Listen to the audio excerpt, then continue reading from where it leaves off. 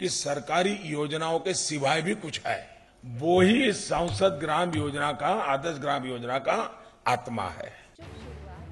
दिल्ली के विज्ञान भवन में एक कार्यक्रम में प्रधानमंत्री ने आज सांसद आदर्श ग्राम योजना की शुरुआत की। योजना की शुरुआत करते हुए प्रधानमंत्री नरेंद्र मोदी ने कहा कि हम चाहते हैं कि विकास सरकार से नहीं, समाज से हो, तभी गांव का सचमुच विकास हो पाएगा।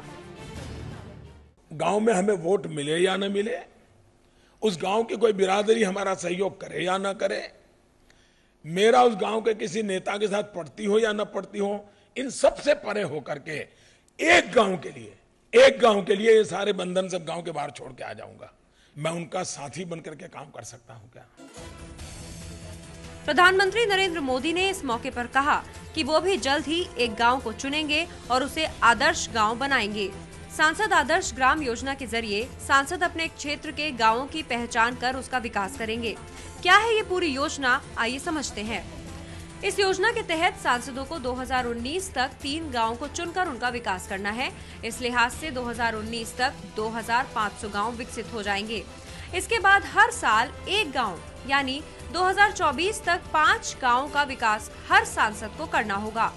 जाहिर है, इस लिहाज से इन 5 सालों में 3965 गांव और विकसित हो जाएंगे।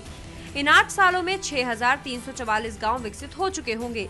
इस योजना के तहत मैदानी इलाके के उन्हीं गांवों को चुना जाएगा जिनकी आबादी 3000 से 5000 के बीच होगी, जबकि ट्राइबल और पहाड़ी इलाकों में उन गांवों को चुना जाएगा जिनकी आबादी 1000 से 3000 के बीच हो।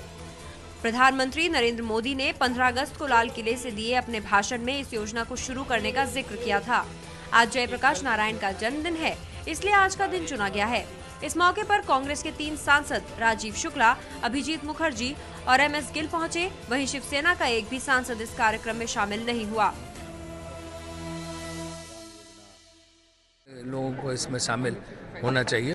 तो अगर कोई गांव कोई अडॉप्ट करता है तो उसमें सरकारी योजनाएं और सांसद के अपने एफर्ट दोनों की आवश्यकता पड़ेगी। PM मोदी की इस पहल से उम्मीद की जानी चाहिए कि अब गांव के भी अच्छे दिन आ जाएंगे।